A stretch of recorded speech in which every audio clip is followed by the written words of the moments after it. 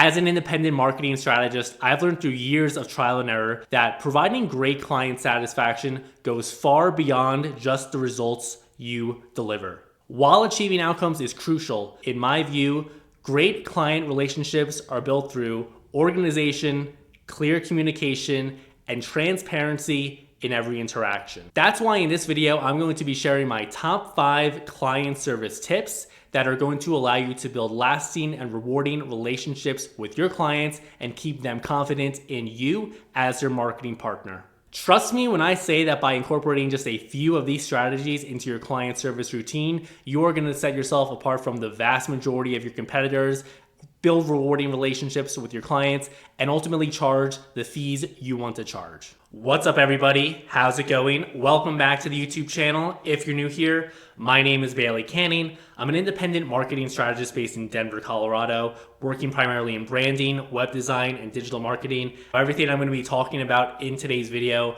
is based off my own personal experience, working in different marketing agencies, as well as being a consultant now on my own for the past 3+ years. Trust me when I tell you that everything I'm talking about today is always a work in progress. So I just want to caveat that while I do most of the things outlined here, it is very aspirational, and I'm not necessarily here to preach to you what you should do. Rather, I'm just relaying my experience, and I hope you can get some valuable insights from that and begin implementing it in your agency or your consultancy. And honestly, it's actually never been easier to provide great client service because there's this one AI tool we're going to be taking a look at in this video that, quite honestly, is helping me provide way better client service than I ever did while investing a fraction amount of the time that I used to. So we'll be going over all 5 tips very shortly here. But if you're interested in the work I'm doing and are interested in learning more about how to grow your marketing practice and also getting a behind the scenes look at the types of work I'm doing myself as an independent marketing strategist, then you're definitely going to want to subscribe to this channel because I'm aiming to put out at least 1 video per week, and I've got a lot of exciting content plans. So hit the subscribe button, and without further ado, let's get into today's video. So the first thing you need to provide great client service is a smooth, standardized onboarding procedure that you run your clients through for every single type of project you work on, whether that's a branding project, a web design project, or some sort of ongoing marketing retainer. You need a step-by-step checklist that you can bring every client through and get them up to speed at the start of the project without any hassle, without any delay. This is important because it sets the tone for the entire relationship. When a client first hires you, they've likely invested a lot of money in you. They're placing their trust in you, especially if they're the business owner, or even if they're a marketing director or higher level person within a company. They're really risking their reputation within the organization by vouching for you and saying that you're the right person for the job. So you need to do your due diligence and reward them for trusting in you. And the number one way you can do this in order to get the relationship off to a good start is going to be having a very rock solid onboarding process. As an action item here, I advise you to have a clear, standardized operating procedure for onboarding new clients. I have a task list in Basecamp where I use this to essentially onboard every single client, and it's tailored to whether or not the project is a marketing engagement or a website project. This saves me a bunch of time because before I had this checklist, I used to always have to replay the sequence of events necessary to onboard clients. And I'd always be worried that I missed a crucial step that I wouldn't remember for weeks later, and then it was going to derail the entire project. But now I just have a very clear, simple, standardized operating procedure. I get clients on board within an hour or so of work on the first day where the project starts. And they're organized, they're feeling confident, and I'm very, happy about that, of course. So I've really noticed a big difference in the way projects have gotten started with that. And so highly recommend having a onboarding procedure that you have refined and tested over time to get your client project started on the right foot. So number 2, I've already mentioned it here, but I'm going to go more in depth, and that is going to be having some sort of project management system. I personally use Basecamp. I believe it's the best project management system out there for agencies or freelancers working with clients to provide marketing services, because while I played around with other tools in the past, ClickUp, for example, Basecamp is very simple, and it's really the only one I have found that clients actually use, which is like the biggest part of a project management system. It doesn't matter how many bells and whistles your project management tool has. If clients don't use it or your team doesn't use it, it's going to be totally useless for you. Another thing that I love about Basecamp in particular is that it gives clients essentially a project portal that they can bookmark in their browser and log into at any time to get a quick status update of everything. So we have a message center, we have a space for docs and files, we have a space for all the different tasks and deliverables that go into their project.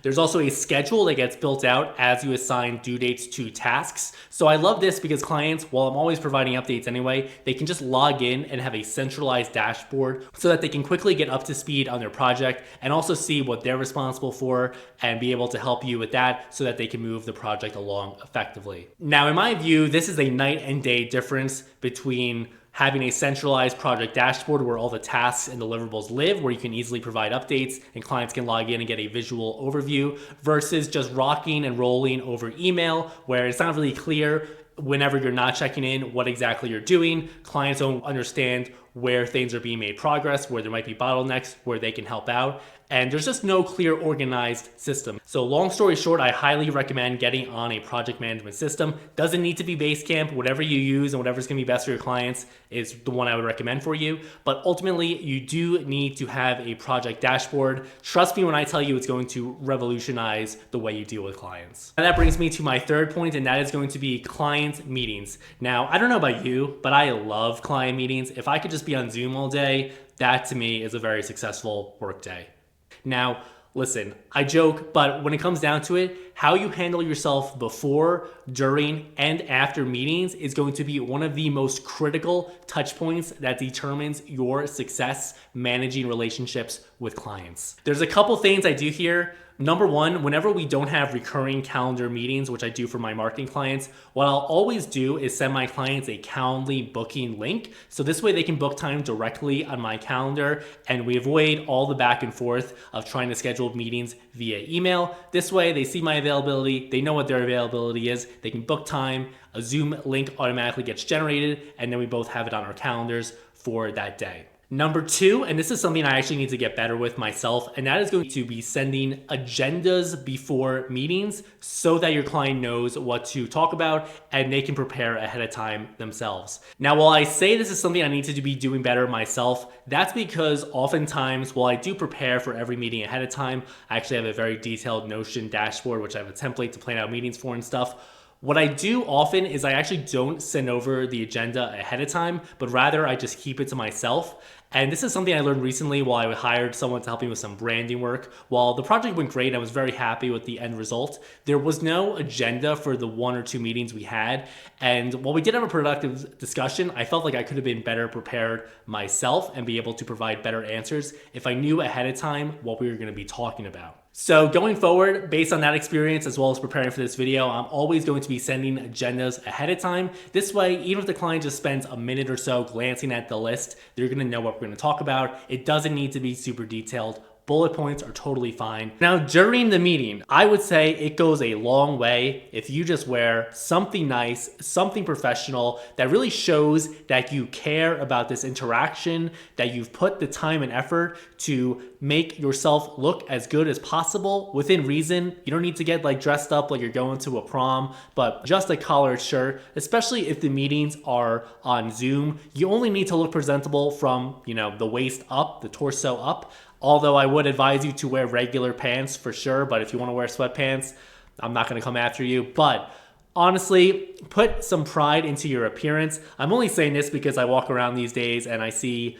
half, at least the male population, dressed in like pajamas. So honestly, put on a little, blazer, at least a little shirt with a collar. And honestly, it's going to make a night and day difference. There's a lot of psychological studies that suggest that when you dress nicer, people view you as smarter and an expert, essentially. So if there's one little life hack you take away from this video, make sure you dress nice and business professional, even business casual for your client meetings. It's going to go a long way. Even if they are not putting in a ton of effort into their appearance, that's fine. They're the client, they're paying you, they can wear whatever they want. In general, a rule of thumb I would advise for you here is that you should be a little better dressed than your client. So if your client is going to show up in a button-down shirt, you might want to throw on a blazer. That's just a general rule of thumb. Obviously, if you're working with lawyers versus architects, It's probably going to be a little bit different there. Just wear something nice. It goes a long way. You caring about your appearance suggests that you also care about your relationship with the client and the work that you're doing for them. Now let's talk about after the meeting, because the meetings never stop. So what you need to do after the meeting is you need to follow up with a meeting recap, summarizing the key things that you talked about, as well as actionable next steps for both you and your client. This is important because the last thing we want is for the client to go to the meeting and it's a fine meeting, and then afterwards they don't hear from you for a week and they wonder what's going on. Is Bailey working on my project? Did he get hit by a bus? There's so many different variables that are going to be going on in their head. So in my mind, it is extremely important that you follow up at least within 24 hours, but ideally the same day. And quite honestly, there's actually never been a better time to be doing these meeting recaps, because in the past few months, I've been using this Zoom AI meeting summary tool, which I love. You do need to have a paid Zoom account to use this feature. But what I love about the AI summaries from Zoom is that you don't need to have a bot in the meeting with you, which I feel like just makes things very impersonal and just strange. And then people can feel a little self-conscious if they know it's being recorded. But the Zoom AI bot, no one even knows it's there. And then afterwards, you get a super detailed summary of the meeting along with action steps. I have found in my experience, it is very good. For the most part, I don't even need to take notes anymore. I would say it's about 90% accurate. Sometimes it misses an action item here or there. You definitely need to go in and review the summary before you send it over, make any edits you need to, but otherwise, sending a recap should take you no longer than 5 to 10 minutes with this Zoom AI tool. To wrap up this section here, if you prepare for meetings by sending over an agenda ahead of time, dressing well for the meetings, also make sure you have a good background and mic setup. I feel like I shouldn't even need to mention that, but you never know. And also then following up with action steps and a detailed summary, which you can do automatically with tools like Zoom, like I just mentioned. That is going to set you apart from 90% of the other agencies and freelancers out there. And it is going to show that you're very organized, that you're very detail oriented, and that you really care about your relationship with your clients. So now, as a marketing professional, I'm sure outside of meetings, your favorite activity is putting together detailed reports that you send to your clients on a monthly or so basis. Now, the way I like to approach this, which I've gotten great feedback over the years from, is instead of building out a super complicated dashboard with all these KPIs and insights and metrics that, quite honestly, most of your clients are not even going to be able to understand and appreciate because they're not marketing people. That's why they hired you to do the marketing. What I recommend doing is creating a Loom style screen recording. So I use Descript. I don't use Loom actually, but the software you use doesn't matter. All that matters is that they can see your face so you can make a personal connection. Again, wear something nice for this presentation. It's not going to kill you. Trust me, it's not. But instead of putting together some sort of detailed report, run your clients through what you've been working on recently and show them the different metrics and results you have for your efforts, whether it be in Google Analytics, whether it be in Google Search Console, whether it be in various other analytic platforms you have. Basically, give your client a 10 to 15 minute video report. I promise you this is probably going to be much faster than putting together some sort of complicated slide presentation that they're not even going to look at, because quite honestly, no one wants to get a PowerPoint email to them. I hate to break this to you, but a video report, I'm going to tell you, they can watch it on the train on their phone, they can watch it on the airplane or at the airport. It's just a lot more personable, especially if you're working remote. They can actually see you in a face-to-face sort of way. And then also what I do is if they have any questions, I always include a Calendly link so that they can book a follow-up meeting with me if they want to talk about anything that was referenced in the report. I just find for myself, especially as a solo independent strategist, one of the things clients want when they work with me and why they'll choose me over working with like a agency is that they want that personal connection with you. And by having those monthly touch-ins with those video reports is going to be able to, one, provide them with that personal connection and build that relationship further. But then also you're going to be able to provide them with better insights because you're just talking about in plain English what's going on when it comes to their marketing. So I highly recommend implementing some sort of monthly screen share video report or just presentations whenever it comes to send over designs. So if you're designing something in Figma, don't just send them a file without any context and be like, Let me know what you think. Instead, send them a detailed video presentation as if they were with you in a coffee shop or at your office, and run them through the design step by step. This way they have context and they can provide you better feedback, which is going to move the project along much, much better. Last, but certainly not least, we need to talk about how to continually improve the client service you provide to your clients. Now, the number one way you can do this is going to be to regularly submit feedback and request feedback from your clients. So what I recommend doing is, just like we had an onboarding SOP checklist for when you're starting projects,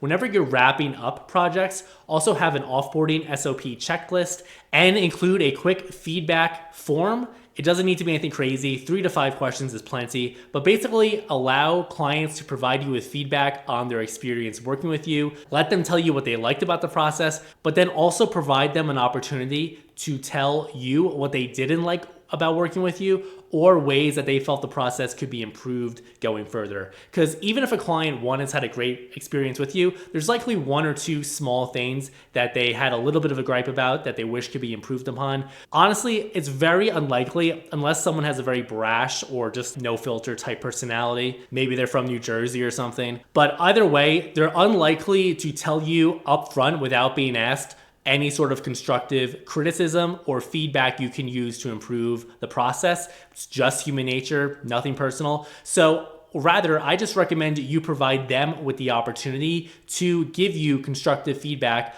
on their experience and how they believe you can improve things going forward for future clients. This is the only way you're going to be able to get personalized advice and be able to provide a better client experience going forward. All right, guys, I think I've done all the damage I can do in this one, so I'm gonna wrap up the video here. But if you're a marketing professional, whether you're working in an agency, whether you own an agency, whether you're a solo consultant such as myself, I hope you got a lot of value out of this video. I hope you had a couple, 1 to 2, maybe even 3 key actionable takeaways, things that you weren't doing already that you can begin to do and implement into your client service routine. Because I'm telling you, a lot of freelancers, even agencies, they're flying by the seat of their pants. They have no process in place whatsoever. And if you can just be organized and transparent and always communicating clearly to your clients, it's gonna set you apart from 80 to 90% of the competition off the bat. So highly recommend you implement the advice I provided in this video. If you have anything that you believe should be added, definitely feel free to drop a comment, because like I said, I'm always trying to improve my own client service routine myself. And otherwise, if you got a lot of value out of this video, definitely subscribe to the channel. And without further ado, I will see you in the next one. Take it easy. Bye.